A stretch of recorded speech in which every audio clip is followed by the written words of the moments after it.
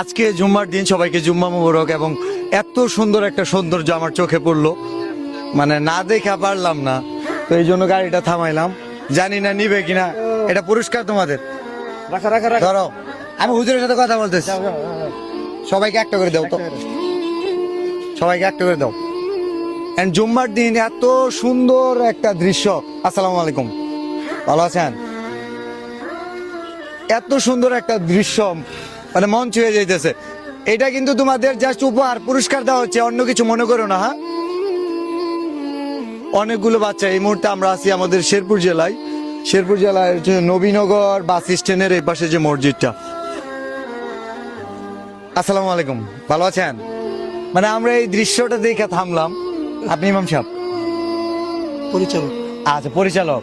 এখানে স্টুডেন্ট কতজন আছে? আছে আমাদের 40 জন মতো আছে। আচ্ছা, ঠিক আছে। ওরা অনুমতি ছাড়া হয়তো নিচে কিছু আবার মনে করেন, এটা জাস্ট আমরা উপহার দিছি। কারণ ইসলামের এটা একটা সৌন্দর্য। বিলাল ভাই না? জি, ভালো আছেন? ঠিক আছে, আলহামদুলিল্লাহ। নামাজে দেখা হবে। তো ভালোবাসা মানুষ যারা আছেন, ভিডিওটা শেয়ার করে দেন। এত সুন্দর একটা মুহূর্ত আমি দেখলাম, আমার মন জুড়ে গেছে। আপনারাও শেয়ার করে দেন, আশা করি যারা দেখবে তাদের কাছে মন ছুঁয়ে যাবে। থ্যাংক ইউ, আসসালামু আলাইকুম।